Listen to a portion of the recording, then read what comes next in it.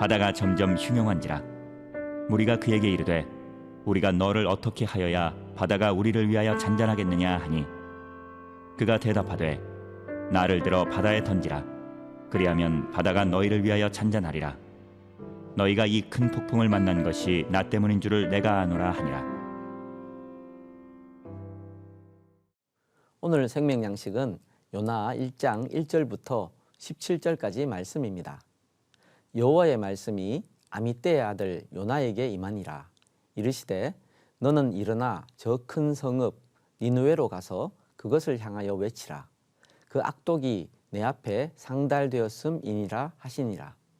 그러나 요나가 여호와의 얼굴을 피하려고 일어나 다시스로 도망하려 하여 욥바로 내려갔더니 마침 다시스로 가는 배를 만난지라.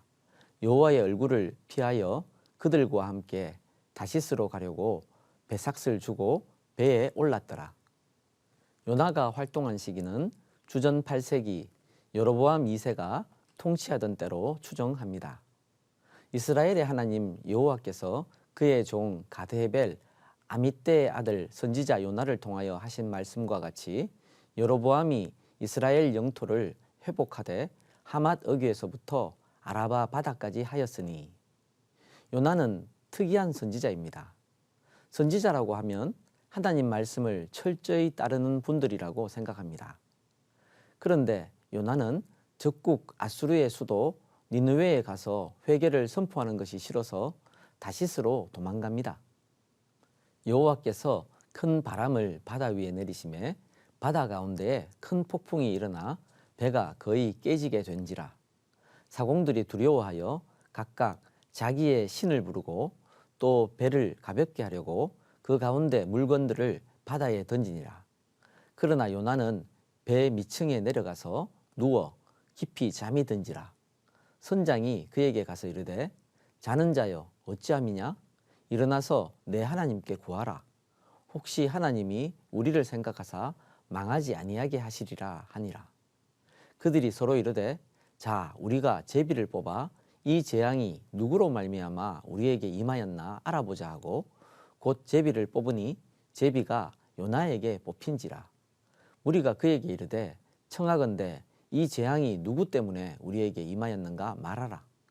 내 생업이 무엇이며 내가 어디서 왔으며 내 나라가 어디며 어느 민족에 속하였느냐 하니 그가 대답하되 나는 히브리 사람이요 바다와 육지를 지으신 하늘의 하나님 여호와를 경외하는 자로라 하고 자기가 여호와의 얼굴을 피함인 줄을 그들에게 말하였으므로 무리가 알고 심히 두려워하여 이르되 내가 어찌하여 그렇게 행하였느냐 하니라. 요나가 하나님 뜻을 거슬러 도망했으므로 하나님이 비상한 방법을 사용하셨습니다. 하나님이 폭풍을 일으키시어 요나가 탄 배가 파선할 상황이 되었습니다. 영문을 모르는 선원들이 최선을 다했지만 재앙을 벗어날 방도가 없자 재앙의 원인을 알아보기로 했습니다. 하나님을 믿지 않는 사람들이 할 수 있는 최선은 제비 뽑기였습니다. 그리고 요나가 제비를 뽑았습니다. 무리가 요나에게 재앙의 이유를 묻자 요나는 그들에게 솔직히 대답했습니다. 이제 온 무리가 재앙의 원인을 알았습니다. 바다가 점점 흉흉한지라. 무리가 그에게 이르되 우리가 너를 어떻게 하여야 바다가 우리를 위하여 잔잔하겠느냐 하니 그가 대답하되 나를 들어 바다에 던지라. 그리하면 바다가 너희를 위하여 잔잔하리라. 너희가 이 큰 폭풍을 만난 것이 나 때문인 줄을 내가 아노라 하니라. 그러나 그 사람들이 힘써 노를 저어 배를 육지로 돌리고자 하다가 바다가 그들을 향하여 점점 더 흉흉함으로 능히 못한지라. 무리가 여호와께 부르짖어 이르되 여호와여 구하고 구하오니 이 사람의 생명 때문에 우리를 멸망시키지 마옵소서. 무죄한 피를 우리에게 돌리지 마옵소서. 주 여호와께서는 주의 뜻대로 행하심이니이다 하고 요나를 들어 바다에 던짐에 바다가 뛰노는 것이 곧 그친지라. 그 사람들이 여호와를 크게 두려워하여 여호와께 제물을 드리고 서원을 하였더라. 살다 보면 악하게 구는 사람도 많지만 선대하는 사람도 종종 있습니다. 오늘 말씀에서 요나가 탄 배의 선원들은 인간적으로 볼 때 선한 사람들입니다. 그들에게 닥친 재앙의 원인이 바로 자신이라고 요나가 밝혔는데도 요나의 생명을 가벼이 여기지 않고 요나를 바다에 던지지 않고 폭풍을 헤쳐나가기 위해 애를 썼습니다.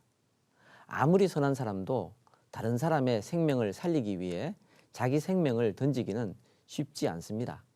그래서 우리 주님도 사람이 친구를 위하여 자기 목숨을 버리면 이보다 더 큰 사랑이 없나니 라고 말씀하셨습니다. 그러므로 선원들이 요나를 바다에 던지지 않고 폭풍을 헤쳐나가려 했다는 것 자체가 대단한 일입니다. 하지만 그까지가 한계입니다. 아무리 힘쓰고 애써도 문제를 풀 수 없자 요나를 바다에 던지게 됩니다. 현실은 우리가 바라는 것보다 훨씬 냉혹합니다. 여호와께서 이미 큰 물고기를 예비하사 요나를 삼키게 하셨으므로 요나가 밤낮 3일을 물고기 뱃속에 있으니라. 냉혹한 현실을 받아들이기는 힘들지만 그런 현실이 우리를 올바르게 인도하는 수단이 되기도 합니다. 하나님을 믿지 않고 살며 자신이 지은 죄로 뼈아픈 결과를 맞이하는 이들이 많습니다.